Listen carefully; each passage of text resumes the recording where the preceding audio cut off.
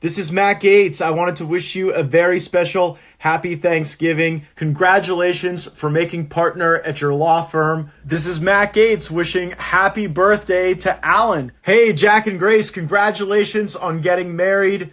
What's up, Chris? This is Matt Gaetz. I know you're bummed out. I'm not going to be taking out the garbage at the Department of Justice, but don't despair. We've got an awesome Attorney General coming in, Pam Bondi. And you know what? They can stop one of us, but they can't stop all of us. So we're going to make America great again. And remember, Peter is gay. And I normally wouldn't say something like that, but there's an asterisk here that it's a running joke. We're not outing anyone. And it was, in fact, Peter who ordered this Cameo for you. That, my friends, is what former Congressman Matt Gaetz is doing now. He was going to be the Attorney General, but now that's what he's doing. Cameos. And for the price of $500, yes, you heard that correctly, $500, Matt Gaetz will send you a personalized video promoting your business, answering a question, or telling your friend happy birthday. And in his bio, he says, I served in Congress. Trump nominated me to be U.S. Attorney General. That didn't work out, he says in parentheses. Yeah, no shit. Once I fired the House Speaker. Now, he is leaving out one really key detail from his bio. He was also accused of statutory rape and sex trafficking of a minor, but resigned from Congress to stop the release of the ethics report that would have given us evidence implicating him in those alleged crimes. And he's not going to return to Congress. In fact, he's made it clear he's not going to do that. He has hinted at a run for governor of Florida one day. And I mean, it's Matt Gaetz, but also it's Florida, so he could win. I'm convinced that you could literally summon a demon, and at least 55% of Floridians would enthusiastically vote for that demon. So it's not unreasonable to think that he could one day become Florida's governor.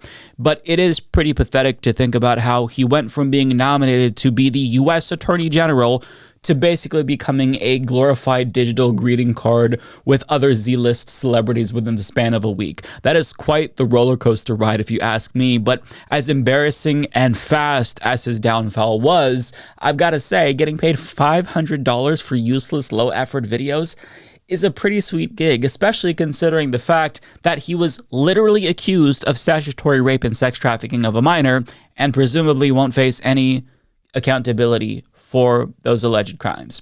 And I've got to say, does Cameo have no standards? I mean, they put him in the political commentator category, but they should make a new category for alleged sex criminals because they have quite a bit, actually, who are doing cameos. And just for shits and giggles, look at the featured political commentators on Cameo. It's mostly Republican has-beens, anti-Trump Republicans, grifters, and just outright criminals. But apparently people pay for this shit. So, I mean, I guess there really is a market for everything in capitalism, right?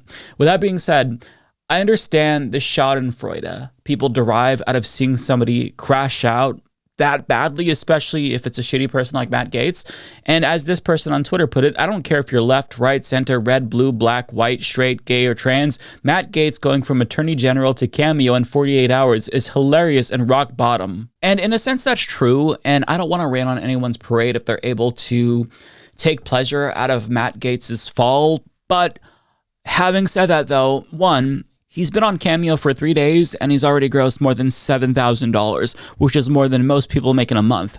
And two, even though that's quite the downgrade from potentially being the next Attorney General of the United States, I mean, he's still coming out on top in the end by avoiding prosecution.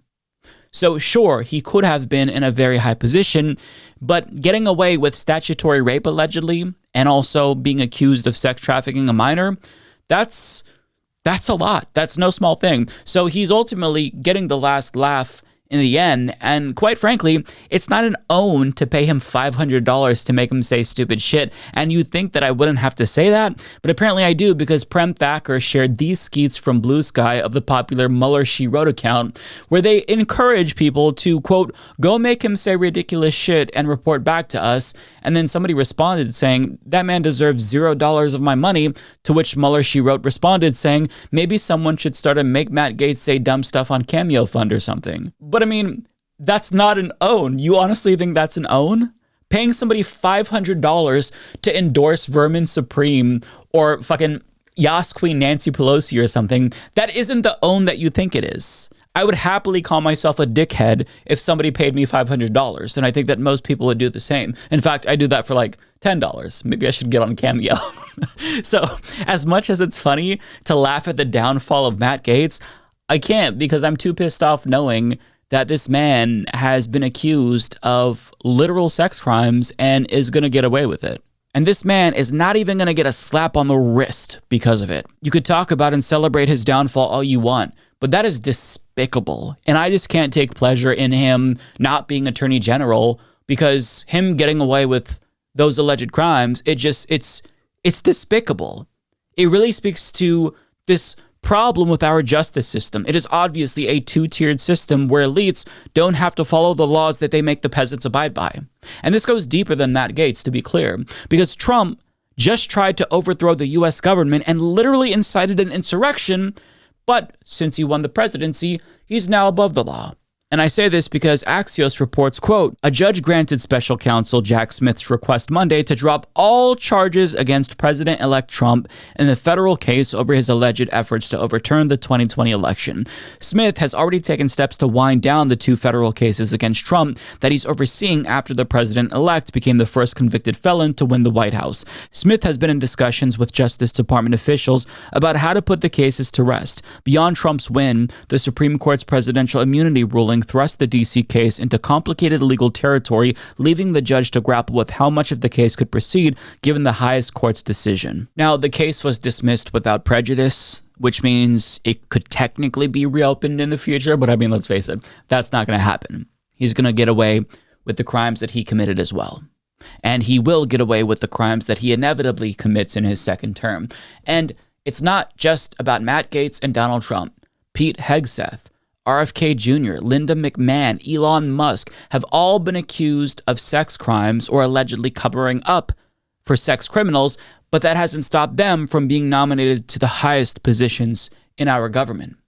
Now, that's unfortunately not very surprising for the fact that statistically, just 10 rapists are jailed out of 1,000, and most of them go unreported altogether. So when that's the norm for regular sex criminals, it's not surprising to see powerful rapists like Donald Trump get away with that as well, and award people who also are guilty or have been accused, I should say, of the same thing. And sure, Trump was found liable for sexual assault after he literally defamed his victim, but that didn't stop him from becoming the president again.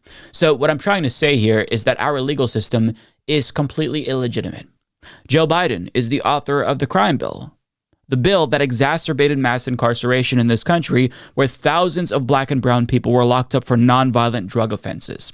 Yet, Biden didn't have the same sympathy for those people that he had for his son, Hunter Biden, who was also addicted to drugs. Not to mention, Trump talks tough about drugs, yet look at what Trump Jr. was doing right in front of his father, with cameras on him, mind you. And I can't say what he's doing on YouTube, but let's just say that his gums were super itchy and he was scratching them. Yeah, we'll say that. We'll say it was scratching his gums or getting something out of his teeth.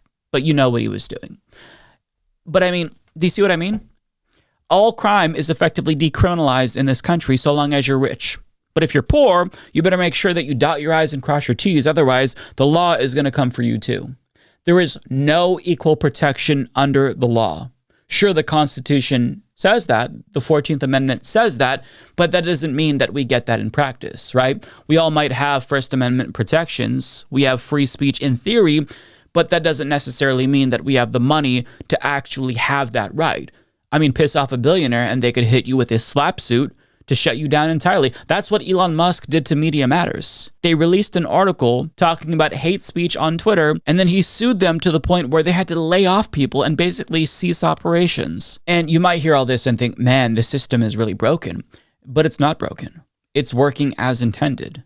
It was designed to work this way. This is capitalism, my friends. It is a rigged game, and our politicians and media have scared all of us into thinking that alternatives like socialism are worse.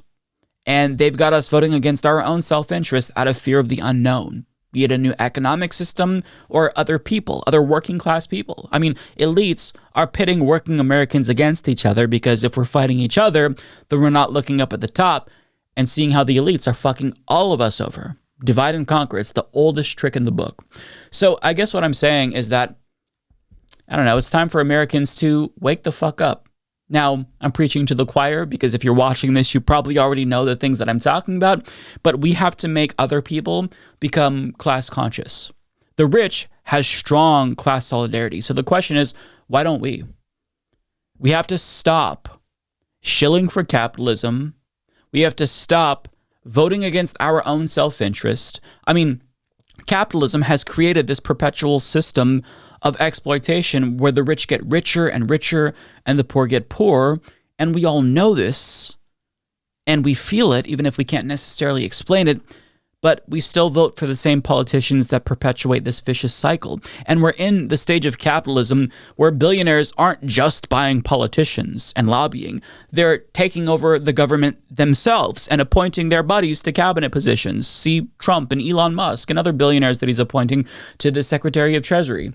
We are an oligarchy and a caucustocracy at the same time, because capitalism has completely hollowed out all of our institutions to the point where democracy itself has become commodified. That is a money-making venture, and it's not supposed to be this way in theory if you care about democracy, but this is what capitalism leads to. Inevitably, it's like a virus. It eats away at all institutions until there's nothing left. And everything that I'm saying might depress you and might make you feel hopeless, because it is genuinely blackpilling to think about the way that our system has destroyed not just democracy, but the planet as well. But I don't want you to get depressed when you hear about this. I want you to get radicalized.